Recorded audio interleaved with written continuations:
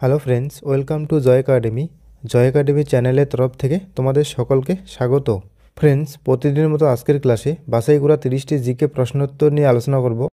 প্রত্যেকটি প্রশ্ন পরীক্ষার জন্য খুবই গুরুত্বপূর্ণ, তাই তোমরা সকলে আজকের ক্লাসটি প্রথম থেকে শেষ পর্যন্ত দেখবে। ওকে, তো দেখো আজকের প্রথম প্রশ্ন, সোনা উৎপাদনে প্রথম স্থান অধিকারী দেশ কোনটি? সোনা উৎপাদনে প্রথম স্থান অধিকারী দেশ কোনটি? চারটি অপশনের মধ্যে সঠিক উত্তর অপশন ডি, চীন। সোনা উৎপাদনে প্রথম স্থান অধিকারী দেশ হলো চীন। নেক্সট প্রশ্ন দেখো 2 নাম্বার, আলোকবর্ষ কিসের একক?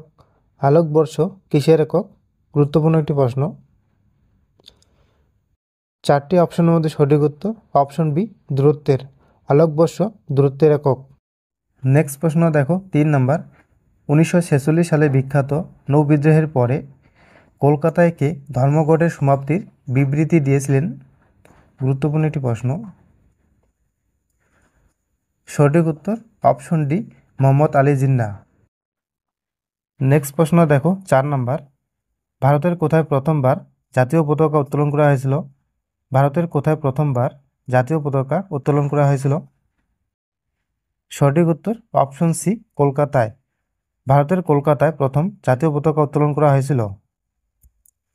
নেক্সট প্রশ্ন দেখো 5 নাম্বার, সগৌলির চুক্তি ইংরেজদের সাথে কার সংগঠিত হয়? চারটি অপশনের মধ্যে সঠিক উত্তর অপশন ডি, নেপালের। নেক্সট প্রশ্ন দেখো, হিমোগ্লোবিনে কোন ধাতব আয়নটি আছে? হিমোগ্লোবিনে কোন ধাতব আয়নটি আছে? গুরুত্বপূর্ণ একটি প্রশ্ন। সঠিক উত্তর অপশন বি, লোহা।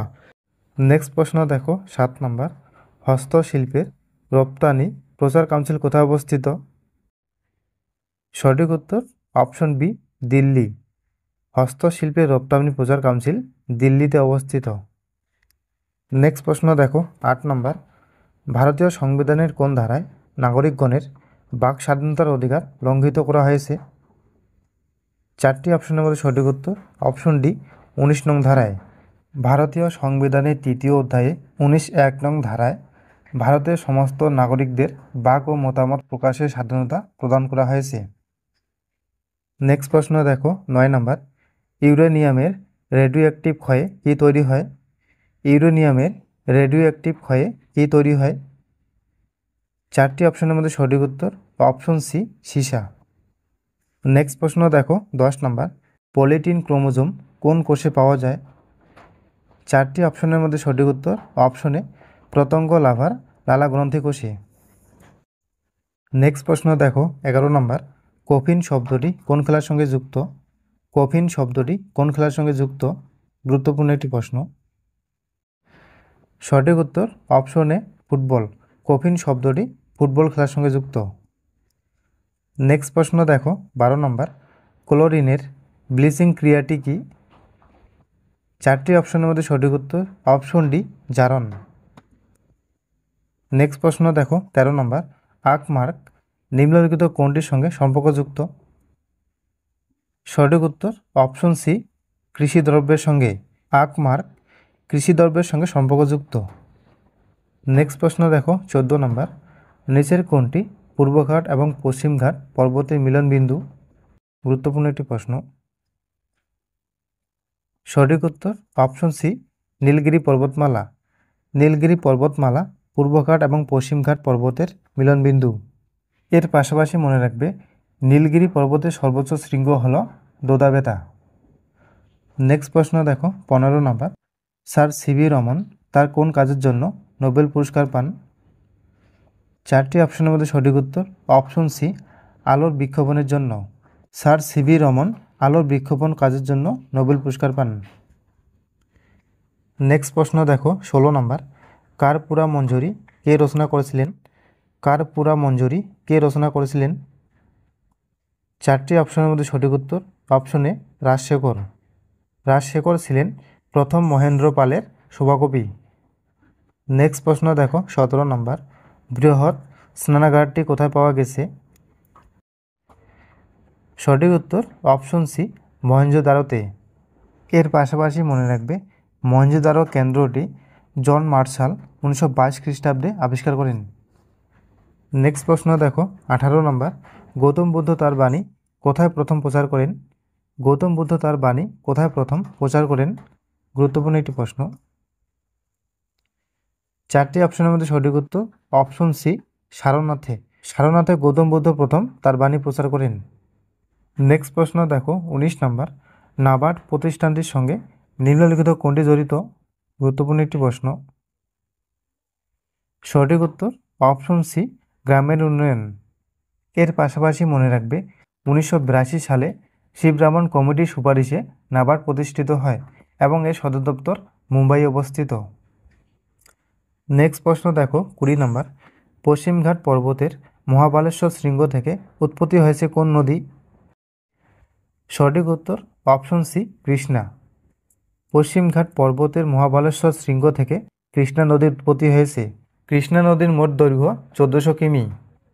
নেক্সট প্রশ্ন দেখো 21 নম্বর।